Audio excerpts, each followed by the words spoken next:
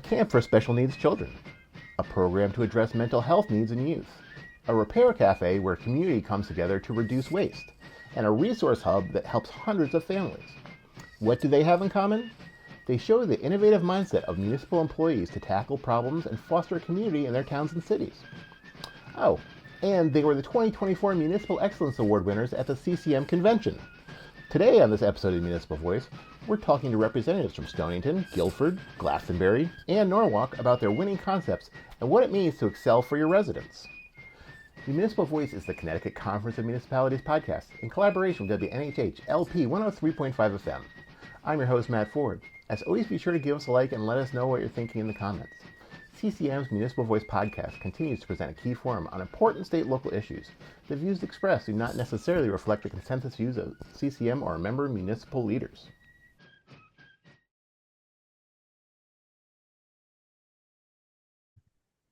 Thanks for joining us today. My pleasure. So first off, can you tell us who you are and a little bit about what you do?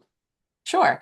My name is Anna Park. I work for the Glastonbury Parks and Recreation Department. I am a recreation supervisor, and I oversee various programs that we offer here in town, one of which is our special needs camp, and I do the majority of our special needs programming here for the town. I've been working for the town for 25 years, Okay. so been here quite a long time. Yeah.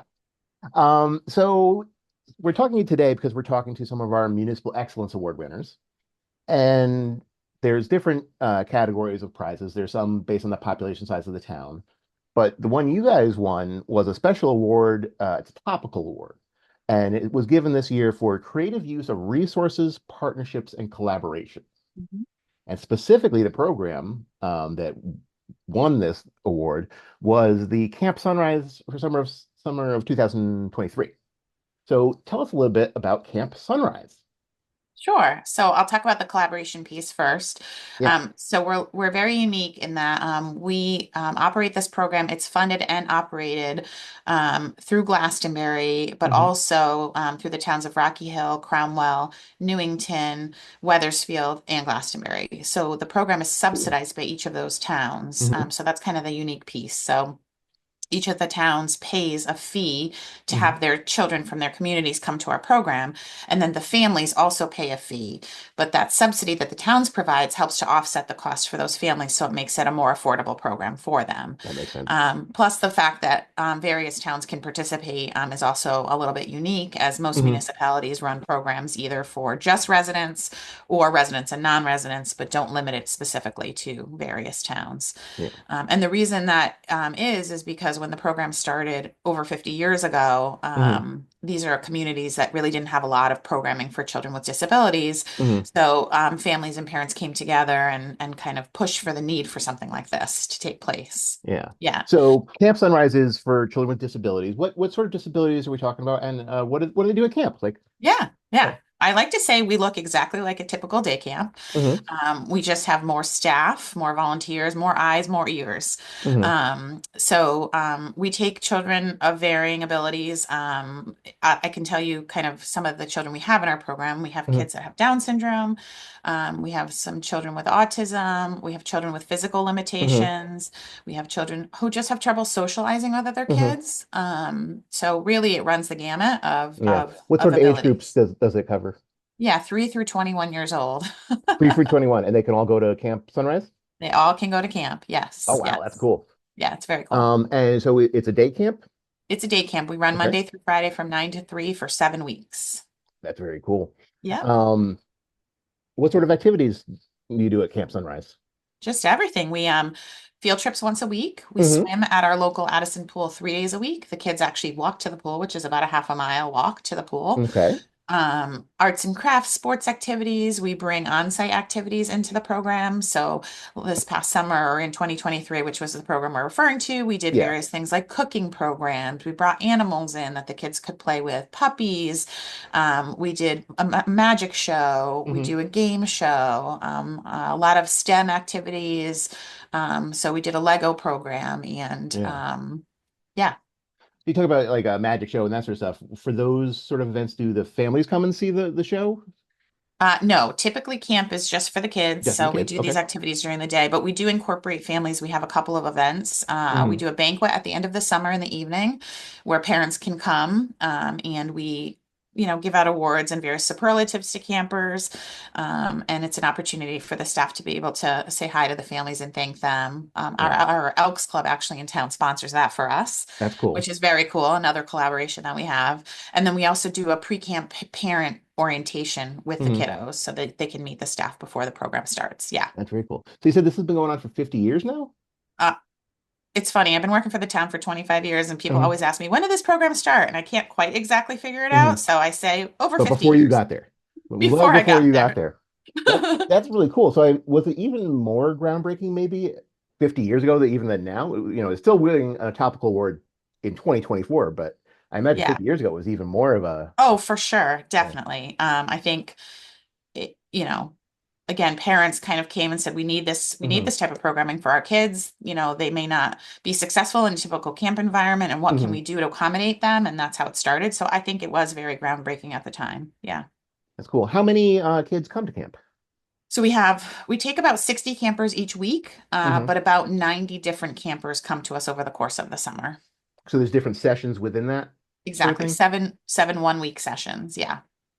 And do campers come to like one session or can they come to multiple sessions? They can come to all 7 sessions. It's a weekly fee that they pay, so they Hmm. can sign up for as many weeks as are available. So they Mhm. can kind of fit it to their family schedule or something like that. Exactly. Exactly. Very So if they're cool. taking a vacation, yeah. Um, if it's been around for that long, I wonder, are there any campers that have come back and worked at the camp or talked about like the impact that it had on them? Yeah, great question. So, we have a really wonderful volunteer program. We have about 90 volunteers with us each Hmm. summer. And I can talk a little bit about that later, but to answer your question specifically, we have some of our campers come back as volunteers. Hmm. And we will even incorporate that into their camper time with us. So sometimes we'll have a camper that's with us. They'll come to Hmm. camp as a camper for 5 weeks and then they'll Hmm. volunteer for a couple of weeks. But So some of the older campers. exactly. hmm Very cool. So yeah, like I know I was a counselor in training at my day camp when I was, 13 or 14. It was very cool. Yes. Yes. Um, so why do you think it's important that we offer these sort of programs in towns? I think there's a variety of different reasons and a variety of different schools of thought. Hmm. I think what I see in our program is this is a place where our kiddos can find other people that are just like them, and they can relate to each other. Hmm. They don't, they feel accepted. And they can participate in all the same activities that their typical peers are participating in, but just in a smaller setting with a little bit more staff and a little bit more specialized attention. Hmm. So I think that's really important. I think sometimes kids can get lost in the shuffle Yeah. in some of the typical camps where there's just a lot going on. There's a lot of sensory activities happening, and it might be overwhelming for them. Hmm. And I think in our environment, it's a little less so. I mean, it's still camp and it's still chaotic and it's still crazy and loud and fun, Hmm. but I think it's a little bit more manageable for some of our kiddos. Yeah. Um, where does it take place? Is the camp a physical location, Camp Sunrise, or does it take place at a school? Where does this all happen? Yeah, we're housed at Smith Middle School in Glastonbury, Okay. and we utilize the cafeteria, the gym, and the outside grounds. A couple of classrooms. Yeah. Hmm. Very cool. If someone wanted to volunteer or perhaps learn about maybe sending a camper to camp, where could they go to find out more information about this?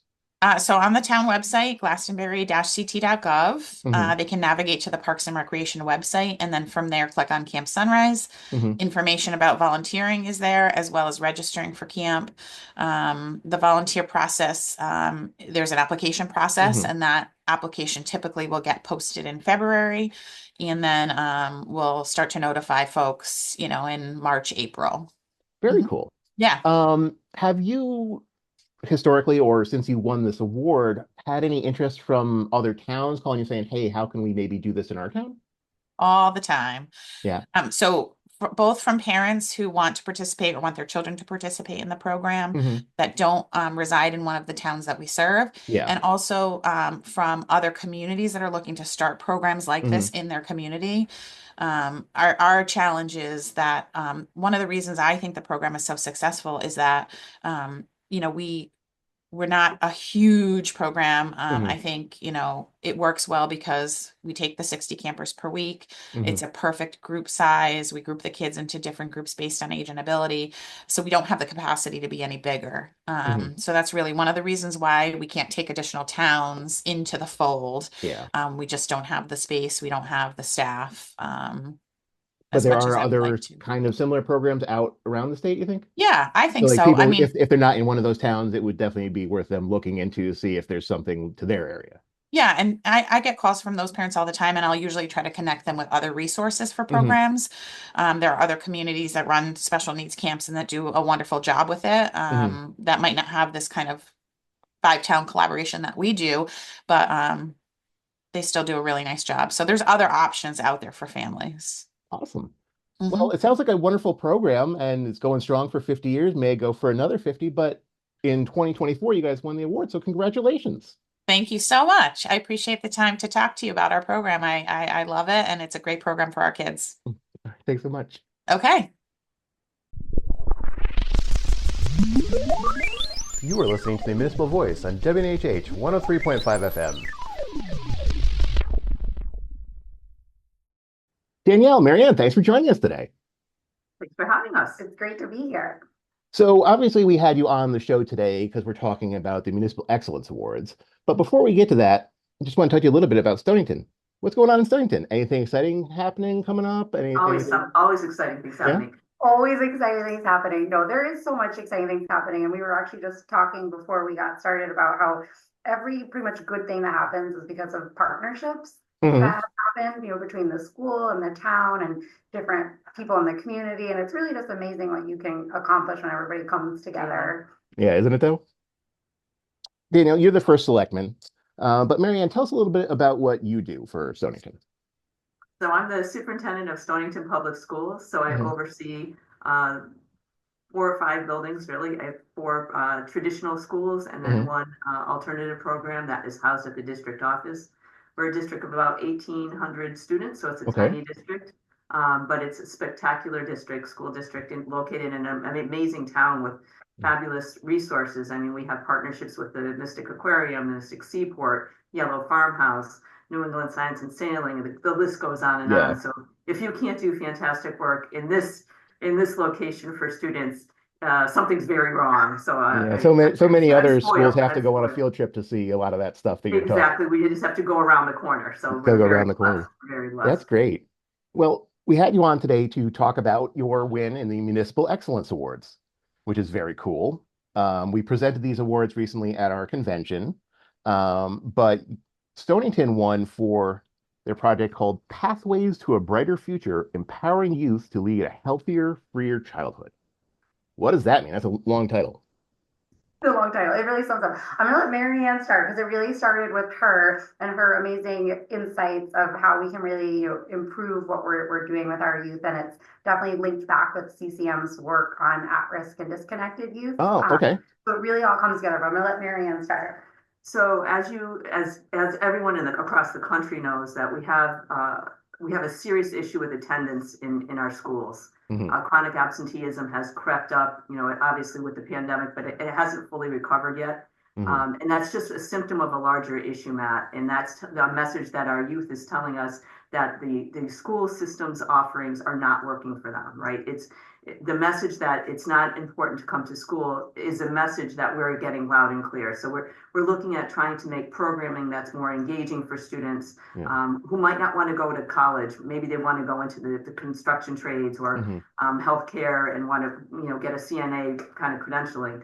But the other piece that we've become quite interested in is this idea of mental health Hmm. and the connection between the mental health epidemic and social media platforms. Yeah. And so one facet of this work that is mentioned in the award is the Stonington Middle School took a brave leap this year Hmm. and we're lucky enough to be able to secure Yonder pouches for all of the students' cell Okay. phones. So what So are Yonder pouches? Can you a just Yonder describe this, pouch is, it literally looks like an oversized glass case, please? eyeglass case, and so the Okay. smartphone goes right into that case and it snaps with a magnetic lock. And Hmm. so at the beginning of the day, the children come into school, they already have their pouches, the phones go Hmm. into the pouches, they're locked up so they cannot access them, and the pouches go into their lockers. Okay. So all day long, then they can't on their way back from the bathroom stop in their locker and check their phone. Hmm. They're literally device free from the smartphones and the social media platforms Hmm. for 7 hours a day. Yeah. Uh, and again, we didn't want to just take something away from them. We also, in place of that, if you will, we turned recess to the middle school, which has Hmm. been an enormous success. Mm. Children won the lottery just because we let them run around for 15, 20 minutes. Yeah. And then we also introduced a curriculum on basically instruction about how to be a responsible digital citizen, Hmm. and also to be wary of the dangers that are out there, because we have stranger danger that Hmm. is implanted in their brain, and yet we give them a device that is allowing them access to a world that is not supervised, and it can get them into a lot of trouble. So that's one Yeah. piece of what's happened in the award that Danielle is really credited for, because it dovetails into all of the research that the Dalio Foundation is doing. Mm. And what has happened because of that is the town has gotten involved with the project. So why don't you talk about how the town supported this same work? It was Yeah, great. please. So Marianne kind of brought everybody together. And the other thing that was so important is she's been doing a lot of education. So with parents, with caregivers, Hmm. with the kids themselves, empowering them to understand,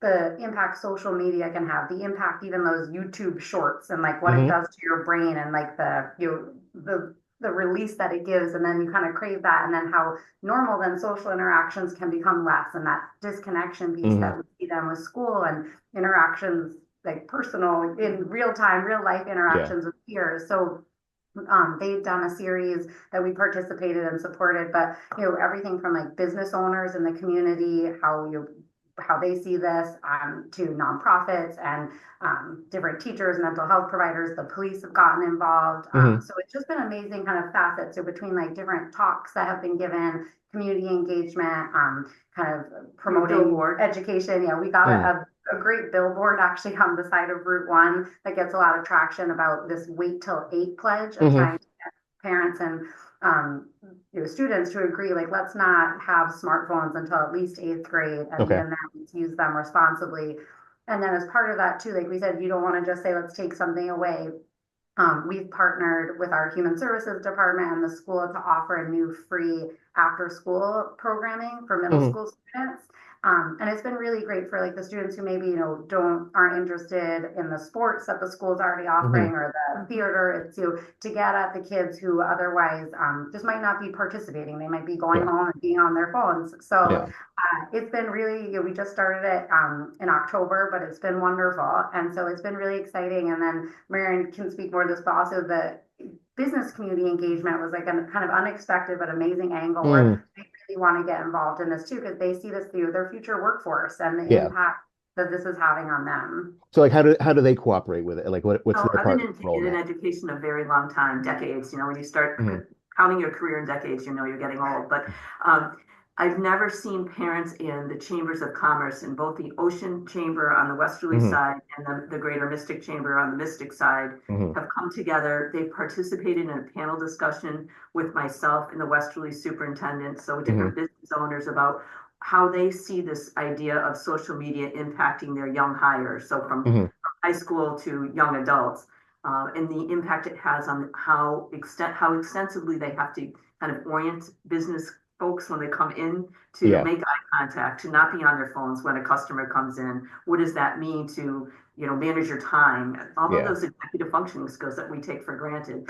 So they've done a panel discussion with us. The superintendent in Westerly and I have done a couple of radio spots together on it. And what I love is that the chambers have come together, and we are literally, for the month of January, sponsoring another event just for elementary school children, Okay. where we're going to be giving all the elementary schools kids a bingo card, and they Hmm. have in each square is a different activity that is something to do with not being on a device, whether it's playing a game of cards or Hmm. going to a park or writing a thank you note to somebody or calling up somebody that you love and having a conversation to kind of re-emphasize the positive use of Yeah. time off of the device. And when they fill out their bingo card, there's going to be 5 businesses in the area where they can drop off their card, and we'll be pulling 5 winners, drawing in early February. And the local businesses again have donated. I think we've got a $25 gift card from SIFT, Oh, cool. $25 gift card from the chamber. We've got a lobster tree puzzle. So every winner will get the same Hmm. grab bag of gifts.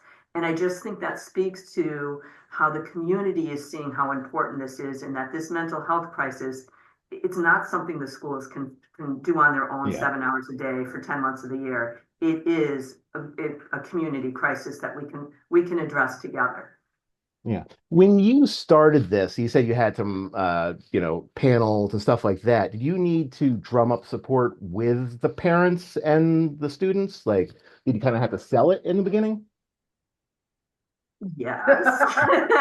She wasn't the Lucky- most popular person for a while. Luckily, when I'm getting smarter in my old age too. Mhm. When we had the opportunity to secure these yonder pouches, I Mhm. brought the concept to the Board of Education, Mhm. because with the board behind me, it's a powerful message that they see the value in this as Mhm. well. And what most people hadn't become aware of, but they are now, is that the Board of Education by law can eliminate these smartphones in the schools. Mhm. And so it's not often that we as a school system can say something's black or white, right? Yeah. But in this instance, when we say no, it's a hard no if Yeah. the community agrees. And there were some people who were concerned, but it was also about educating the parents about, you want to have access to your child in case something horrible happens in the school. You Mhm. want to have that. But the police don't want that. They want to make sure that your child isn't giving out critical information about their location and how things Mhm. are unfolding. They don't want the phone lines jammed up, and they don't want traffic coming to the school to Yeah. interfere with any first responders. And then they start, it makes sense to them. They Yeah. understand it. And that idea of, well, I need to be able to get a hold of my child. Well, do it the old-fashioned way. Call the Yeah. office if you need to. We Somehow fully support we that. all survived without it for We decades did. and And decades. so Yeah. it's just that it's changing habits and those small habits, right? And Yeah. those small ways of thinking about, I don't have that immediate access. You do, you can always get a hold of your child. So there was a Yeah. lot of that. And then what happened was more and more parents came forward and said, I'm so glad you did that. At the Mhm. schools took the phones away, because I didn't want to be the only They parent, didn't have to be the bad guys. because you Yeah. want your kid to be popular and cool and, included and all of that. Yeah. So little by little, the groundswell came forward from the parents actually Mhm. supporting this, and many parents who had a child that has already gone through this in high school, or maybe they're in college and they have a younger one Mhm. coming up, and they're like, "Oh, I wish I knew then what I know now." But we have the research now, Yeah. that supports what's going on, and we didn't. It's nobody's fault. We all got these devices It's at the new to same all of us in time. so many ways. Yeah. Exactly. So no one's to blame, but we certainly can make small changes together. So you said you started in October. We're coming up on Christmas break here. How's it Well, going so so far? yeah, I'd say just to cover, so yeah, The cell phones have been removed for the entire school year. Mhm. Danielle was referring to a program at the middle school Yeah. after Okay, so school. the whole and school I'd year, say so last, halfway through the year now. yeah. How's it Right. going? It's going pretty well. I actually I've been meaning to ask the building principal to grab the discipline data from last year to this year, but Mhm. the school is quieter. They even had their first dance with the device-free, first dance, and it came back from the teachers and the administrators that it was the best middle school dance ever, because you didn't have kids filming each other dancing. Yeah. You were actually dancing Dancing, and talking crazy. with Yeah. one another. There was not like, let's try and capture it and repost Mm. it. And so there's been positive social changes, and we're very excited about it. Yeah, that Very is excited cool. about it. And I I know was they were reading the talking other like day at, in oh, go ahead, Dana. I was gonna say like at lunch, I remember them talking about like compared to the high school where they do still have phones, like the Mm. kids actually are interacting and talking with each other instead Mhm. of just sitting next to each other, but on their devices. So Yeah. kind of being able to compare it and just see, I mean, it's I think just so much healthier. So I think it's definitely working. And I think also like Marianne said that it didn't just happen. And like there was a whole previous year of education engagement. She gave out like free books for people to read, and we did like a reading Yeah. challenge of like really understand why we're doing this. And I think Mhm. that helped get the buy-in to understand like this is really important, not just for academic and future job success, but for the mental health issues that we're seeing between anxiety and the ballooning issues that are all across not just Connecticut but across the country, and that link with the different aspects of smartphones and the Yeah. technology that's there. We had the good fortune, Matt, of actually starting these conversations at the Board of Education level and with the administrators at Stonington Middle School last late winter, early fall. And what happened was Jonathan Haidt's book, The Anxious Generation, which is all the research, and it's a bestseller, on the New York Times bestseller list. And it got published right around spring break last year. And I was like, we need to get this book in the hands of the leaders and parents and community members.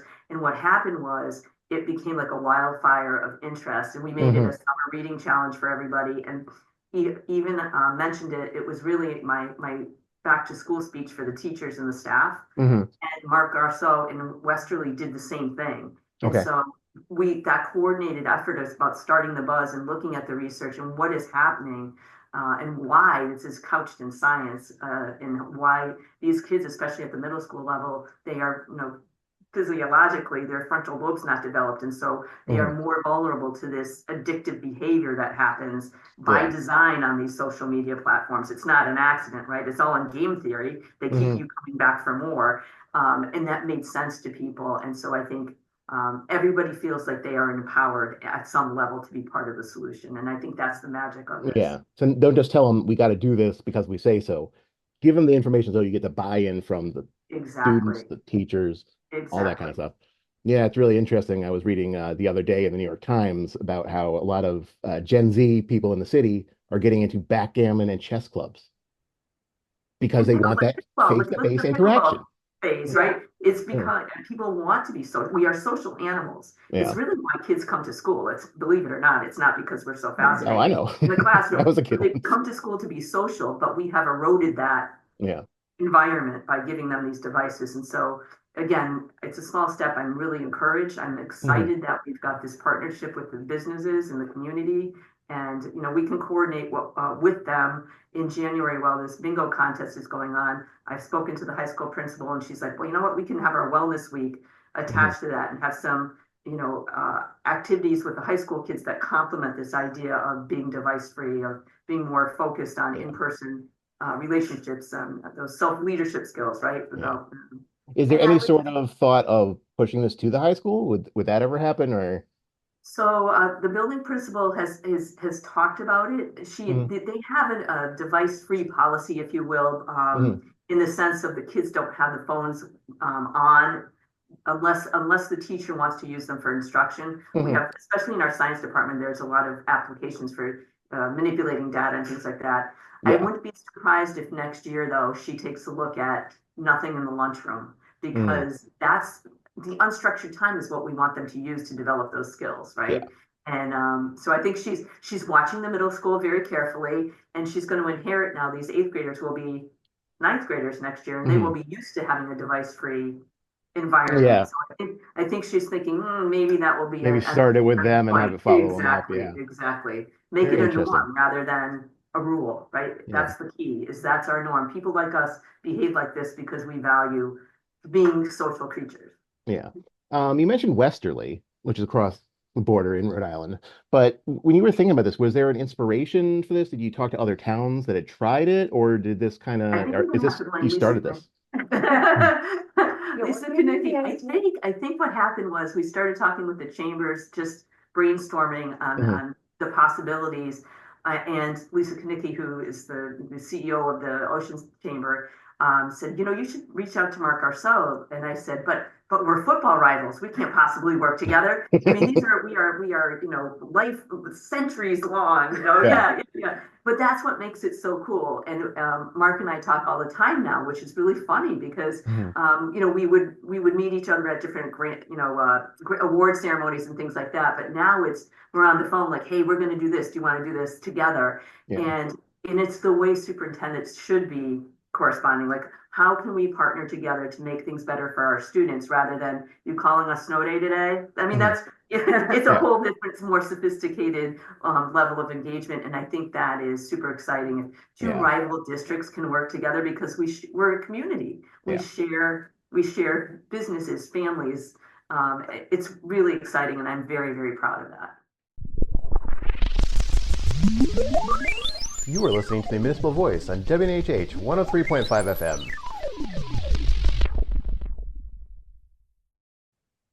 Carrie, thanks for joining us today.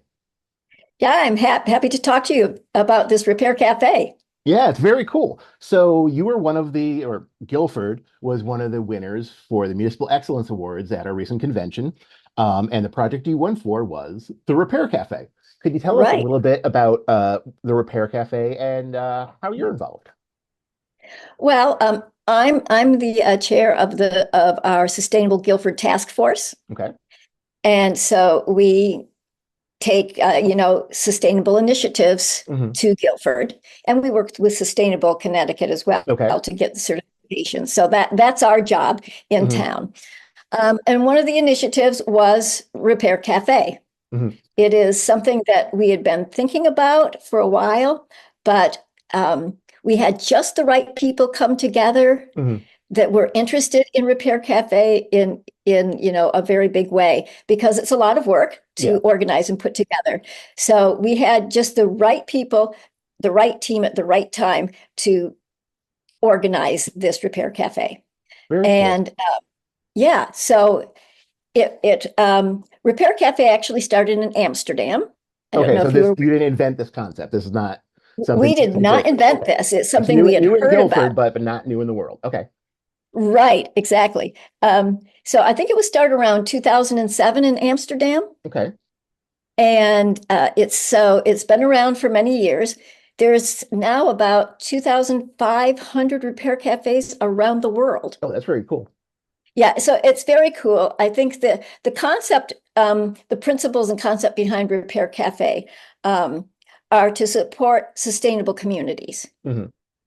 So to do that, you need like a circular economy. In other words, reusing the raw materials instead of remanufacturing something. Just keep reusing over and over again.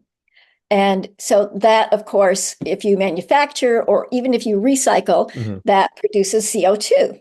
We say instead of throwing it away, repair it. The thing is that these days, we've kind of lost the skills to repair. Right. And we're a very busy society. And so if something breaks, we throw it away. Yeah. So by teaching people and just giving people the idea that, hey, you could repair that and it wouldn't end up in the landfill. So we're reducing the materials in the landfill as well. Yeah. And we're leading people to realize how wasteful that is of the raw materials. Right. That's really cool. Yeah. Yeah. So you said you have instructors and stuff. What sort of things can you repair? Can you electronics? Can you darn socks? What sort of things do you work on? Oh my gosh, yes. Jewelry can be repaired. Okay. Sewing is a big one. We get a lot of people in that need things sewed, hemmed, buttons put on, repaired, rips, whatever it is. We have very enthusiastic repairs. And small appliances, lamps. We get a lot of lamps in. Furniture, small wooden furniture, sharpened tools. Let's see, electronics, of course, and electrical appliances. So that would be the lamps and toasters, those small appliances. And toys. We get some toys. We get some bicycles. So does the cafe have tools available for the people to use on these products? Yeah, right. So what happened? The real heart of a repair cafe are the repairers. So, and we got an amazing number of people volunteer to participate and to repair things for free. That's cool. Yeah, it's very cool. And 20, 30 people wanted to help repair. They were real, the people who repair are really happy to share their expertise. So when And someone goes in with something, is someone showing Yeah. them how to repair it themselves, or are they helping them repair it? What's the process like? No, yeah, that's a very good point to bring up. The process is that here's the expert repairer, and someone comes in, they have an object. Well, it's not like you take it to repair and you drop it off and go away. You sit with the person. We have long tables set up, and you sit with the repairer with your object, and you watch them repair. They talk to you about what's wrong with it. So they kind of analyze your object. And so the person who is bringing in the object is really learning a lot about that, because you're seeing this object being taken apart and analyzed and saying, hey, you could do this or you could do that.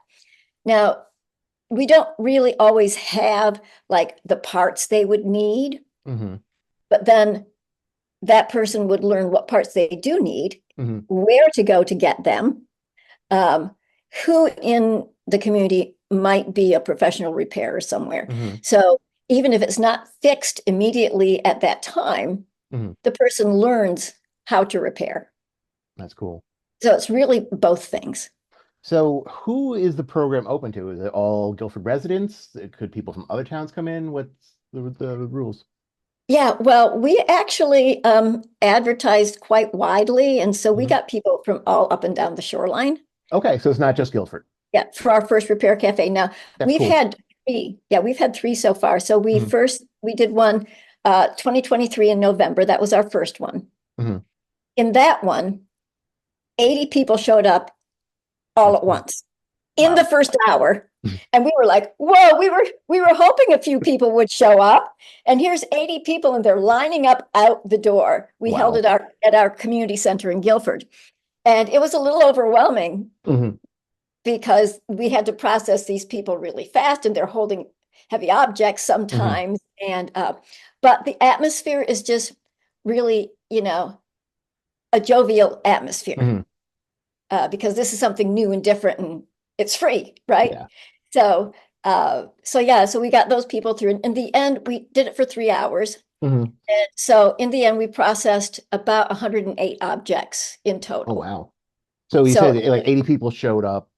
Did you learn anything from that first one with all those people? With future ones, are you going to try to space it out more? Or we learned a lot from that because then you have 80 people. The reason why it's a repair cafe is the cafe part. So the cafe part is we have a cafe set up. Oh, so on one side of the room, we have the tables with repairs. On the other side, we have coffee and tea and cider and whatever. And we have refreshments, baked goods. And so people are invited while they're waiting to sit at these round tables and socialize. Cool. So the whole thing really becomes a community socializing event. Yeah. So the cafe, the food and the stuff there, is that free for people there, or do they buy it? Oh yeah, absolutely. Everything's free. Oh, that's cool. All right. Yeah, I don't know if everything. maybe the cafe helps support the program or something. How is the program funded? Everybody volunteers, number one. Keeps it cheap. Yep. Yeah. We had food donated by Havens Harvest. That's the group that rescues food and then distributes it to various organizations around town. So they gave some. We had lots of people who wanted to bake. So we had a lot of good stuff to eat. And then the repairers are very generous. They bring any of their parts and all of their tools, and they just set up a shop. And then if it's a part, like let's say it's a part to a lamp, and the lamp repairer has some available, well then the person with the lamp would of course want to reimburse the repair for the cost of that.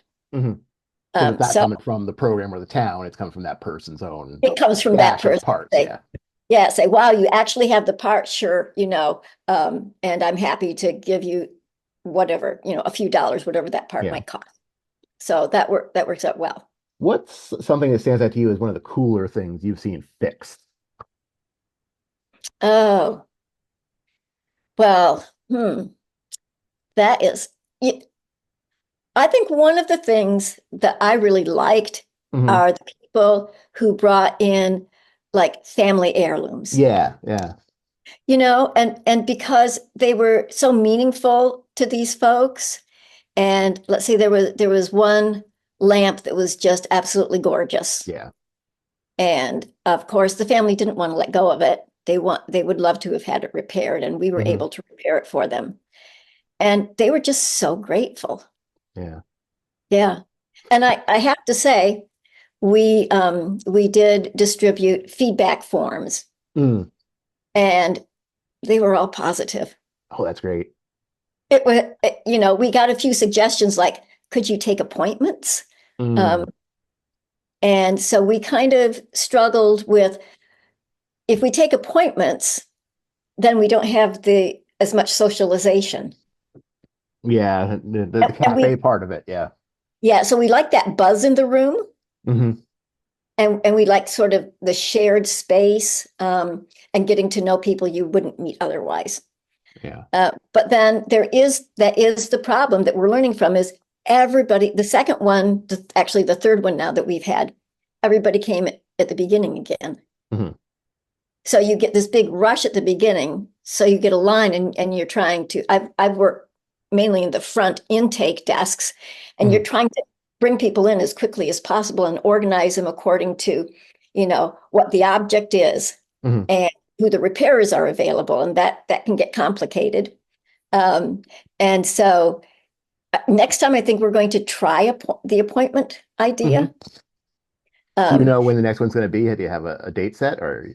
Yeah, well, here's what we've been doing. The first one we did, it was in Guilford. And then the following spring, so that would be the spring of 2024, we went and mentored Branford because we think it's a good idea if we, spread this out. And so we mentored Branford, and they had a repair cafe that I was at in the spring of 2024. And then we just had one on November 2nd of this year. Yeah. And we invited Branford to come to ours. Yeah. Were the Branford and November ones well attended as the first one? The one in Branford wasn't as well attended. We didn't get as many repairers from Branford, and we didn't get as many people coming in from Branford, but it was a good first step. Yeah. And then the second one, this November was, I think we did at least 100 objects. So about 100 objects coming in. So it was maybe 8 less. I bet it was very comparable. Yeah. And then the next one will be in the spring again, spring 2025. Who do you see using the cafe, coming to the cafe? Are they young, old, the whole spectrum? There's the whole spectrum. I mean, some families come in with kids that have toys that want repaired.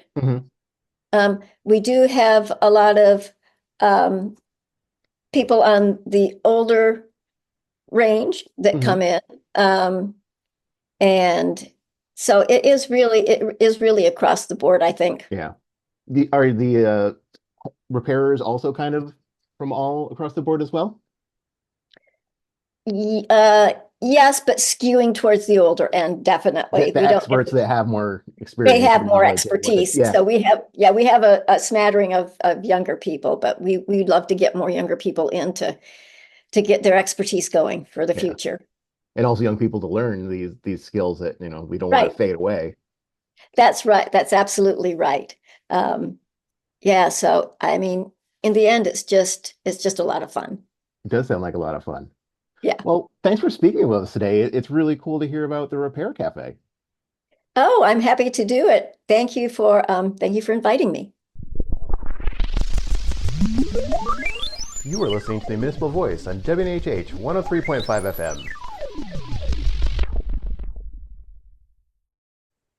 Mayor Rilling, Lamont, thanks for joining us today. Our pleasure. Thanks for having us. It's great to hear you. So we're here to talk about your recent win of a Municipal Excellence Award. And Lamont, I know you were responsible for a large part of this along with the mayor. Could you just briefly tell us what your role is with the city and how you got into this? Sure, thank you. And again, thank the mayor for this time too. I'm the City of Norwalk's Chief of Community Services. And in that role, I oversee the health department, our human services department, and our public library system on behalf of the city. That's great. So as part of one of your departments, you did this project which won the Municipal Excellence Award for 2024, which was the Community Resource Hub. Mayor, what is a Community Resource Hub? Well, it's a way that we can reach out to the public and make sure that people are not being left behind. This was something that we started, and I give Lamont a total credit. I mean, he's a very visionary person. He understands what the city's about. He understands what people need. But this was started during the pandemic because people were not getting the services that they needed. Communications was pretty much shut down, and people need to know where they can get assistance. There's a lot of food insecurity in Lower Fairfield County, people living at or below the level of poverty. You wouldn't think that because we're considered the Gold Coast. But in the past couple of years, we've helped well over 1,000 families, I believe, right, Lamont? Yes, sir. Yes, sir. Well over 1,000 families. And 3,000 individuals who might not have had that assistance. And so we're very, very proud of it. We're very proud that it was recognized.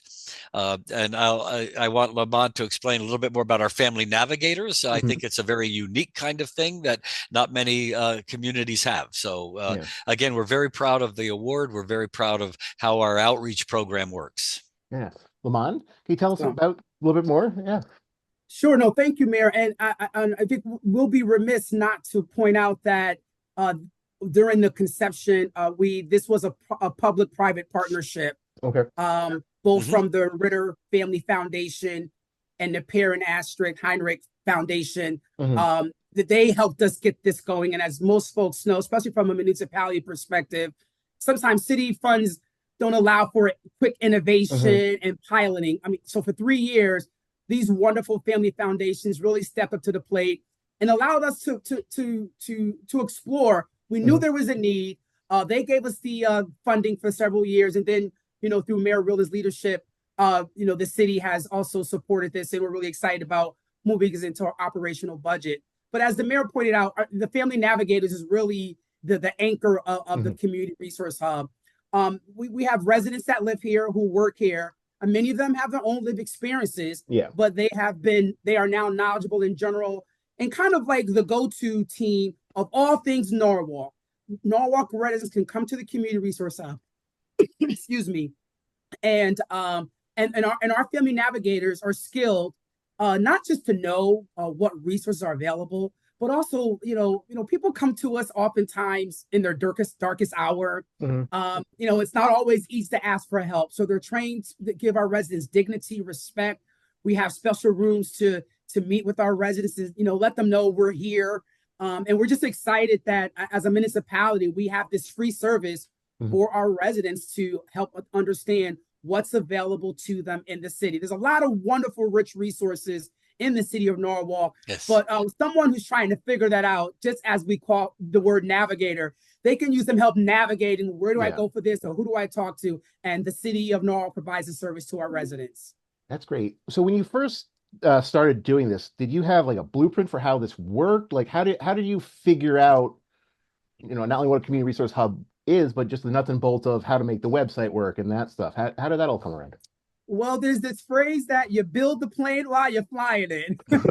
As the mayor pointed out, we saw a need, and the mayor said, let's make it happen. And again, through the public-private partnership, they're used to working with organizations, in this case the city, to help us explore and let us figure it out. So it's evolved. We've made some changes over the past several years and take pride of where we are. It has the infrastructure, the support, for residents to come in, and we tweaked it. Some of our residents specialize in food insecurity. I mean, excuse me, some of our navigators specialize in food security. Then we have another navigator specialized in the social service sector. We have another another navigator specialized in housing. And sound they have their own little expertise, but then they're also generous and knowledgeable of all the services. And then it's important, we work with all the nonprofits. So because they are the feeder, we don't provide the direct service, but we are essentially that hub of making sure that when you call 854-7999 here in the city of Norwalk, you have a real person picking up the phone. We take pride, and we have a multi-language, multicultural team, Spanish, Haitian, Creole, to really meet the needs of our community.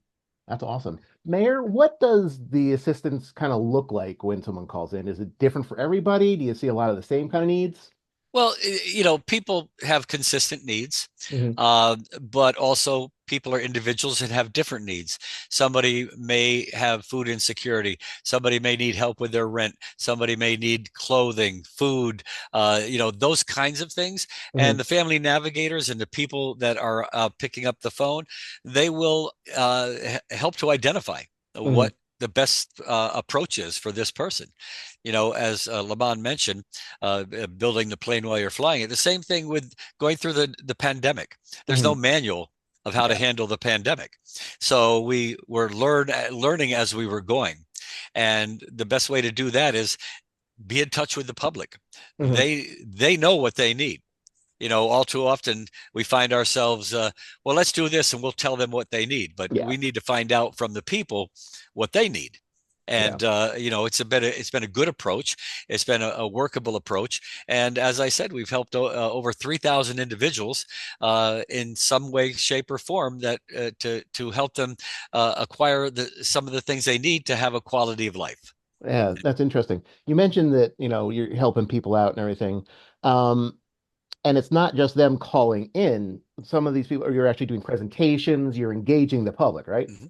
And we get referrals. We get referrals from some of the agencies, and we get referrals from the school system. We might get referrals from the police department, but we get referrals so that we know to reach out to an individual. And, a lot of people are a little, maybe sometimes, even though they shouldn't be, a little embarrassed to reach out for help. Yeah. So it's up to us to try to identify those people and reach out to them. And so it's really, this has been a wonderful program. And as I said, I think it's a model for other cities to replicate. I don't think there's many people have this kind of a system in place. Yeah. Mon, have you spoken to any of your counterparts in other towns? Has anyone expressed interest in what you're doing? Yeah, we have. Actually, we get calls a lot, some of our neighboring communities asking, what are you doing? We've heard about it. We also host every other Friday. We had one this morning that, again, the municipality through my office, we lead, which is the community provider network call every other Friday. And that started out from COVID, and we continue to the mayor's point around, the city through the mayor's leadership stepped up, and we'd have calls with just about everyone in the city. The mayor will lead those calls weekly, sometimes twice a week. And out of that process, the nonprofits have said we need to stay together. So the nonprofits every other Friday stay together. We talk, we hear what the issues are, we learn about the issues. And that's where the flexibility of the community resource hub, we can kind of evolve and shape kind of the needs, or we have more pressing needs. We'll make sure our team is fully aware of what's available in that particular area. And to your point, we now go out and speak at schools, churches, to let them know your city is here to help you. We promote it through social media, but again, not everyone has access to the internet. So we work to provide these presentations. And at this point, we'll go, anyone who wants to hear what the city provides, we make that happen and through the work that we do here at the Community Resource Hub. Awesome. Well, it sounds like it's a terrific program, and you're well-deserved a 2024 Municipal Excellence Award. Just while we have you here, looking forward to 2025, is there anything going on in Norwalk that you're excited about? Well, there's a lot happening in Norwalk. We're excited. we're building new schools. We're improving our infrastructure, which in some areas is well over 100 years old. Cool. People are interested in Norwalk. People are moving into Norwalk. They've taken notice of what we have to offer, our location, our amenities, all the kinds of things that improve upon the quality of life. And, we're seeing across the board, people just, I've had people from surrounding towns, which maybe we'd normally call the bedroom communities. They tell me, oh, we love Norwalk. We came here because we came in, we looked around, we saw it was a great place. So we moved here from such and such a place. I won't name them right now, but pretty much a lot of different places. And when I talk to people, they say they're really pleased to see what's happening here in town. And I am too. But, it's because I and my team, we put together a wonderful team of professional people with skills and knowledge and abilities, and more importantly, the passion to work on behalf of the city. And as a result, we have gotten we've gotten our act in order, and we've made Norwalk a really good city, and I'm very proud of it. That's awesome. Lamont, is there anything in your department that you're excited for this coming year? Absolutely. Echo everything the mayor has said. We care about our people, evidenced by this program. We're going to institutionalize it into our budget this year. Thank you, Mayor. But it's, so that residents know that there's a place that they can come in City Hall and say, hey, I need some help. Where do I go? And you have some wonderful people who will greet them with respect and a smile to say, come, let's sit down. Let's help you figure out how to best meet your needs. So I'm really proud of that. Awesome. Well, Mayor Lamont, thanks so much for speaking with us today, and congratulations again on your Municipal Excellence Award. Congratulations again to all the Municipal Excellence Award winners. The Municipal Voice is a co-production by CCM and WNHH 103.5 FM. Joseph Thornton is our executive producer, Christopher Gilson is our producer, Harry Draws is on the boards, and I'm Matt Ford, your host.